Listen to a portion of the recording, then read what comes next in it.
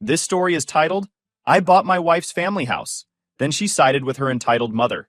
I kicked them both out of life, and now they are left with nothing. Hey everyone! Before we jump into today's video, I need your help. We've noticed the channel is losing some traction, and subscribing is one of the best ways you can support us. It's quick, free, and it helps us keep bringing you awesome content. Your support means the world. Let's keep this channel growing together. Thanks so much. Now let's start the video. Hey Reddit, let me introduce myself. I'm Ethan, 36 male, a self-made millionaire living in Dallas, Texas.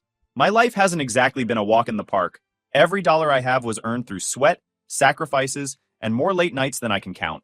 I built my real estate empire from scratch, starting with just a single duplex that I bought with a small loan and big dream. Over the years, I turned that little investment into a thriving business, proving to myself and everyone else that I didn't need handouts or shortcuts to succeed.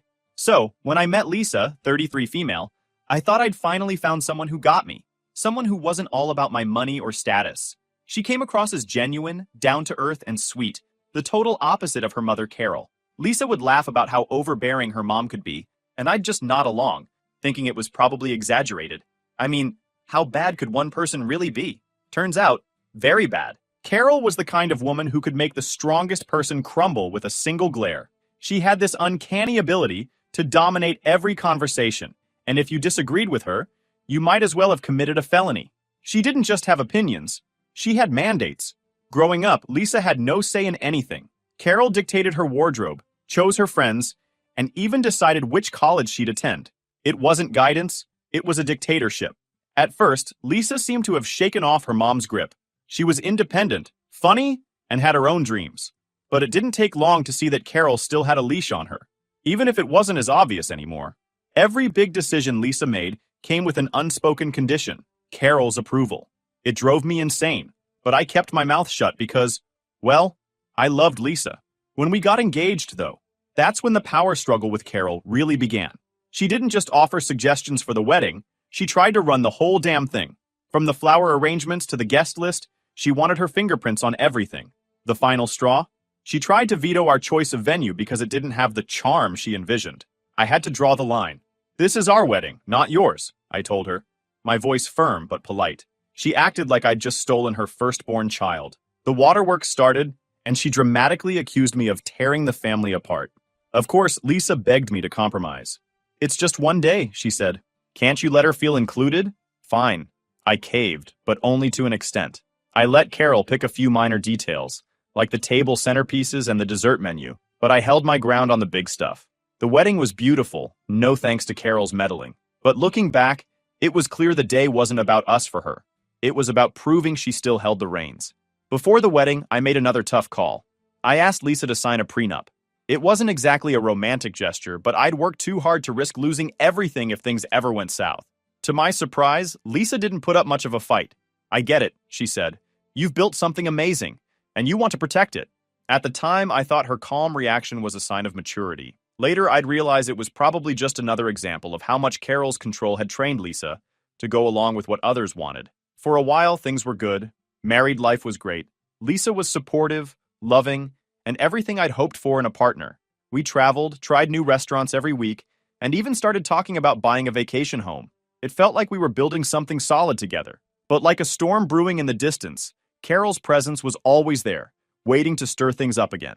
Little did I know, the drama with Carol was just getting started. That woman didn't just want to be part of our lives. She wanted to be the center of it. If I thought standing up to her during the wedding planning was tough, I had no idea what was coming next. Carol wasn't just overbearing. She was strategic, manipulative, and downright relentless. And she wasn't about to let me or anyone else keep her from getting what she wanted. So, about 6 months ago, Carol and her husband, Frank, decided to sell their house in Austin. The place was, how do I put this nicely? A dump. It had potential once upon a time, but decades of neglect had turned it into a creaky old money pit. The roof leaked, the plumbing groaned, and the kitchen looked like it hadn't been updated since the 80s. Not to mention, Carol's signature floral wallpaper was everywhere. It was a nightmare disguised as a house. Lisa got the call first. Carol pitched the idea like it was some incredible, once-in-a-lifetime opportunity. You two should buy it, she said. Keep it in the family. When Lisa brought it up to me, I laughed. Like, full-on belly laughed. You want us to buy that house? The one falling apart? It's not that bad, Lisa said. trying to sell me on the idea. It just needs a little TLC. I could see where this was going. Carol had planted the seed, and now Lisa was watering it. But I wasn't biting. Babe, that house needs more than TLC. It needs an exorcism and probably a bulldozer. Lisa didn't let up, though. She kept throwing out reasons we should buy it. It's where I grew up, she said. We'd get a great deal since it's family. Carol even went as far as to suggest we could turn it into a rental property, saying it'd be a smart investment. The woman was relentless. I finally told Lisa, let's run the numbers. I wasn't about to make a decision based on nostalgia or guilt trips, so I sat down with a contractor friend to estimate the repairs. The verdict? It'd take at least $150,000 to bring the place up to code. Add that to Carol's asking price of $450,000, and we'd be sinking $600,000 into a house that probably wouldn't be worth half that. I showed Lisa the math. This isn't a great deal, I said. This is financial suicide. But Carol wasn't done. She pulled out all the stops, going full-on emotional. She told Lisa she'd always dreamed of keeping the house in the family, that selling it to a stranger would break her heart. She even threw in some crocodile tears for good measure. Lisa, being the soft-hearted person she is, caved under the pressure. I didn't want to fight with my wife, so I reluctantly agreed. Fine, I said. We'll buy it. As long as I am able to afford whatever my wife wants, why not? Big mistake. Huge. The deal went through, and we officially became the proud owners of Carol and Frank's old house. Or as I like to call it, the money pit. Carol, of course, wasted no time patting herself on the back. You're doing the right thing, she said, smiling like she'd just solved world hunger. This house has so many memories. Yeah, memories of bad decisions and overpriced repairs. The problem started almost immediately. First, we discovered mold in the basement. Every time I turned around, there was a new issue popping up. Meanwhile, Carol was living it up in her new, downsized house, completely oblivious, or maybe just indifferent, to the chaos she'd left behind. Carol didn't just want us to buy the house. Oh no, she wanted us to preserve it. She'd randomly stop by, offering unsolicited advice about how we should decorate or which repairs we should prioritize. You can't rip out the old cabinets, she said. They're original to the house. Original? Lady, they were rotting. It didn't take long for me to realize this wasn't about the house. It was about control. Carol didn't just want to offload her problems onto us. She wanted to stay involved. The house was her leash, and she fully intended to keep tugging it. One day, Carol dropped by unannounced, carrying a stack of photo albums. She wanted to help us plan the renovations by showing us how the house used to look back in its glory days. I wasn't buying it. We've got it under control, Carol, I said, trying to keep things civil. But she wasn't having it. This isn't just any house, she said, her voice dripping with drama. This is our family's legacy. Legacy? The only thing that house was passing down was a headache. Things really hit the fan when Carol suggested we should live with her and Frank temporarily while we renovated. It'll save you money, she said, and we can all be closer as a family. I nearly choked on my coffee. Closer as a family? I said. Carol, we just bought your house. Isn't that close enough? Lisa, to her credit, didn't seem thrilled about the idea either. But Carol had a way of wearing people down. She'd keep poking and prodding until you finally gave in, just to make her stop. Around this time, Frank started acting weird. He'd call me, asking how the renovations were going or if we needed any help. At first, I thought he was just being friendly, but there was something off about his tone. It felt like he was fishing for information. I brushed it off, thinking maybe he was just trying to stay involved, since Carol was so invested in the house. Little did I know, Frank had a secret, one that would blow this whole thing wide open. Looking back, I can't believe I let it get this far. But when you're dealing with someone as entitled as Carol, it's easy to get caught up in their web. She knew exactly which buttons to push, and she played Lisa like a violin. I wanted to believe we could make it work, that buying the house was just a bump in the road. But deep down, I knew better. The house wasn't just a bad investment. It was a Trojan horse, and inside was Carol's grand plan to take over our lives. Once we moved into the house, I thought the worst of the drama was behind us. Sure, the place was a disaster, but I figured with time, effort, and a lot of money, we'd eventually turn it into something livable. What I didn't count on was Carol refusing to let go of her death grip on the property, or us. It started small, like most nightmare scenarios do. One afternoon, I came home from a long day at work to find the living room rearranged. The couch, which I distinctly remembered being against the far wall that morning, was now angled awkwardly toward the fireplace. A few throw pillows I didn't recognize had magically appeared as well. Did you move the furniture? I asked Lisa. She looked up from her phone, confused. What? Number? We both shrugged it off. I mean, maybe Lisa had moved it and forgot. Or maybe I was losing my mind. It wasn't worth making a big deal over. But then it happened again. And again. The coffee table was shifted to a weird spot, kitchen chairs were swapped around, and little things would disappear. Like my favorite travel mug. It wasn't just furniture either. One time, the bathroom sink was left running full blast, and I swore up and down I hadn't touched it. Lisa, seriously, I said, after the third or fourth incident. Are you sure you're not messing with me? Because if you are, it's not funny. She rolled her eyes. Ethan, I have better things to do than play musical chairs with the furniture? At this point, I was starting to get paranoid. Something felt off, but I couldn't put my finger on it. It wasn't until one particularly hot afternoon that the truth finally hit me in the face. Literally. I walked into the house and was immediately greeted by the overpowering scent of Carol's perfume. That sickly floral stench she practically bathed in. It was unmistakable. Lisa, I said, trying to keep my cool. Did your mom stop by today? She frowned, clearly annoyed by my question. No, why would she? I didn't push it, but my gut told me otherwise. Carol was here. I just didn't know how or when. But I was determined to find out. The next weekend, while Lisa was out running errands, I installed security cameras around the house. I didn't tell her. I knew she'd call me paranoid and blow it off. But I needed proof, something concrete to confirm I wasn't imagining things. Sure enough, the cameras paid off. The very next week, I got a notification on my phone while I was at work. There she was, clear as day. Carol, in all her nosy glory, letting herself in with a key. She waltzed around like she owned the place, snooping through drawers, moving stuff around, and even tossing out a couple of my things that apparently didn't meet her standards. She didn't just visit, she acted like the house was still hers. I was furious. When I got home that night, I confronted Lisa with the footage. Look at this, I said, shoving my phone in her face. Your mom's been breaking into our house. She's throwing my stuff out. This is insane. Lisa watched the video, her face a mix of shock and discomfort. But instead of siding with me, she said, she's not breaking in. She's just visiting. She probably misses the house. Misses the house? I exploded. Lisa, she's snooping through our drawers and tossing my things like it's a yard sale. This isn't normal. Lisa defended her mom as usual. She's not doing any harm. She's just having a hard time letting go. I couldn't believe what I was hearing. Carol had crossed every boundary imaginable, and Lisa was acting like I was the crazy one for being upset, but I wasn't about to let it slide. I told Lisa, point blank, if she steps foot in this house again without our permission, I'm calling the cops.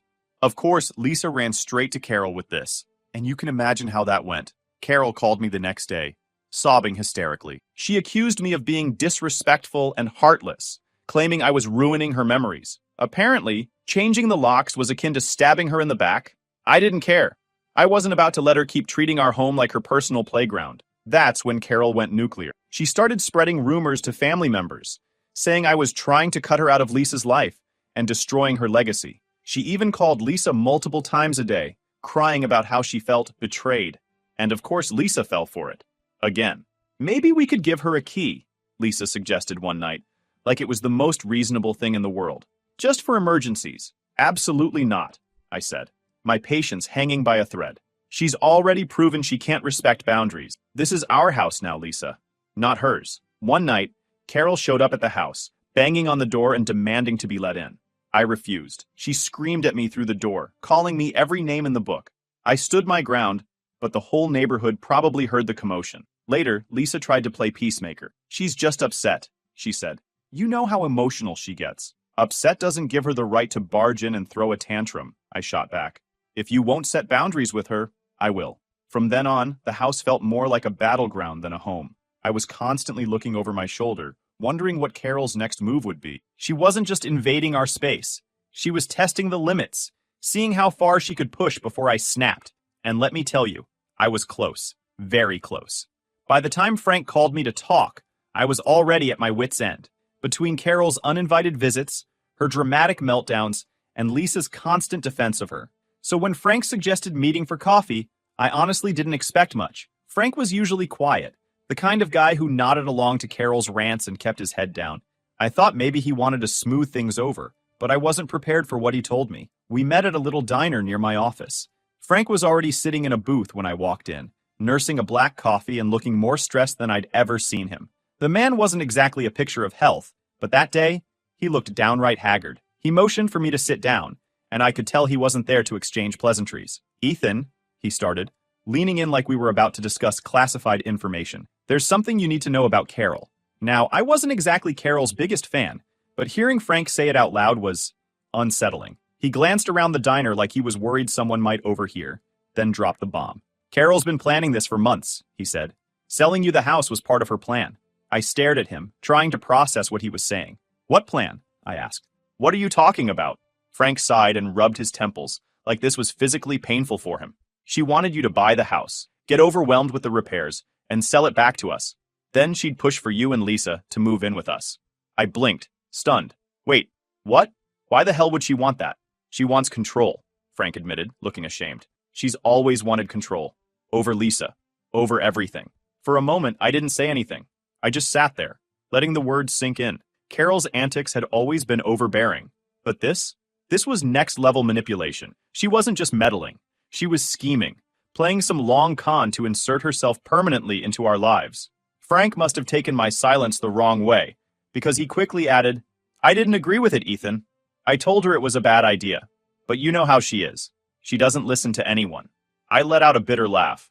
Yeah, no kidding. Then Frank slid an envelope across the table. Inside was a check for $20,000. I know you've paid much more to renovate the house, but this is all I could pull together. This is my way of making it right, he said. I can give you the rest of the money you spent on the house if you agree to sell it back to me without Carol knowing. I stared at the check, my mind racing. Part of me wanted to rip it up on the spot. This wasn't about the money, it was about the principle. Carol had used Lisa's love for her childhood home as a weapon, manipulating her into convincing me to buy it. And now Frank was trying to buy my silence? I don't want your money, I said, shoving the envelope back toward him. What I want is for your wife to stay the hell out of my life. Frank sighed again, looking defeated. I can't control her, Ethan. Believe me, I've tried. I left the diner angrier than I'd been in a long time. Frank's confession only confirmed what I'd suspected all along. Carol didn't just want the house. She wanted us, under her thumb, where she could dictate every aspect of our lives. And Lisa, she couldn't see it. Or worse, she didn't want to. That night, I sat Lisa down and told her everything. I laid it all out, the real cost of the repairs, and Frank's confession about Carol's twisted plan. I even told her about the $20,000 bribe, hoping it would finally open her eyes. But instead of being shocked or angry at her mom, Lisa turned it all on me. You're obsessed with demonizing her, she said, her voice shaking. She's not perfect, but she's my mom. Why can't you just let it go? Let it go? I snapped. Lisa, she manipulated us into buying this house so she buys it again cheaper. She's trying to control our lives, and you're just letting her. She's just trying to help, Lisa shouted back. You always think the worst of her. That was the moment I realized Lisa wasn't going to change. Carol's grip on her was too strong, and no amount of logic or evidence was going to break it. I was fighting a losing battle. Things escalated quickly after that. Carol must have sensed that I was onto her, because she started ramping up her antics. One night, she showed up at the house with a contractor she'd hired, without consulting us, of course. She claimed she was helping by getting estimates for the repairs. When I told her to leave, she caused such a scene that the neighbors came out to watch. But the final straw came when Carol called the police on me. Yes, you read that right. She claimed I was destroying her property by making changes to the house. When the cops showed up, I handed them the deed with my name on it. They laughed and left, but Lisa didn't find it funny. You're just making things worse, she said, glaring at me. Why can't you try to get along with her? Because she's insane, I shouted. And you're letting her ruin our marriage. That was the breaking point. I told Lisa she had to choose, me or her mother. I didn't want to issue an ultimatum, but I couldn't live like this anymore. Her answer? Silence. She just stared at me, tears in her eyes, and said nothing. The night ended with me kicking her out of the house for choosing her entitled mother over me. As I walked out of the house that night, I felt a strange mix of anger and relief. Anger at Lisa for siding with her mother again, and relief because I finally understood what I had to do. For months, I'd been trying to reason with people who didn't want reason. They wanted control. Carol wanted to control my house, my life, and even my relationship. And Lisa, she couldn't, or wouldn't, see it. I preferred staying at a hotel that night. It gave me the space I desperately needed. I spent this night replaying every argument, every warning sign I'd ignored, and every time I'd let Carol and Lisa push me to the edge. The more I thought about it, the clearer it became. I wasn't just fighting Carol. I was fighting Lisa's refusal to stand up for our marriage. The next morning, I called my lawyer to start the separation process. I need to protect myself, I told him. He didn't need much convincing. The man had handled enough messy divorces to know when a client was in over their head. He reminded me of the prenup, a little silver lining in the storm, and assured me that it would make things smoother. Still, I wasn't about to leave everything behind without a plan. The house, for one, was a mess, but it was still mine. I decided to rent it out to avoid the constant reminders of Carol's meddling. My real estate connections helped me find a nice young couple who were thrilled to move in, creaky pipes and all. But of course, nothing with Carol is ever simple. Not even a week after the new tenants moved in, I got a frantic call from them. Apparently, Carol had shown up at the house, banging on the door and demanding to be let in. When they refused, she tried to force her way inside, shouting something about family rights and her house. She what? I asked, stunned. She said we didn't belong there and tried to push past us, the tenant explained. We had to call the cops. That was the last straw. I drove straight to the house, fully prepared to confront Carol once and for all. But by the time I arrived, she was gone. The tenants were shaken, but thankfully unharmed. I apologized profusely and assured them that Carol wouldn't be bothering them again. Then I called her. Carol, what the hell is wrong with you? I demanded as soon as she picked up. Excuse me? She said, her tone dripping with fake innocence. You know exactly what I'm talking about. You showed up at my house, and tried to force your way in. Are you out of your mind? That's my family home, she snapped. I have every right to be there. No, you don't, I shot back. You sold it to me. It's mine now. Stay the hell away from my property or I'll press charges. Carol let out a dramatic gasp like I'd just insulted her entire lineage. You wouldn't dare. Try me, I said, hanging up before she could respond.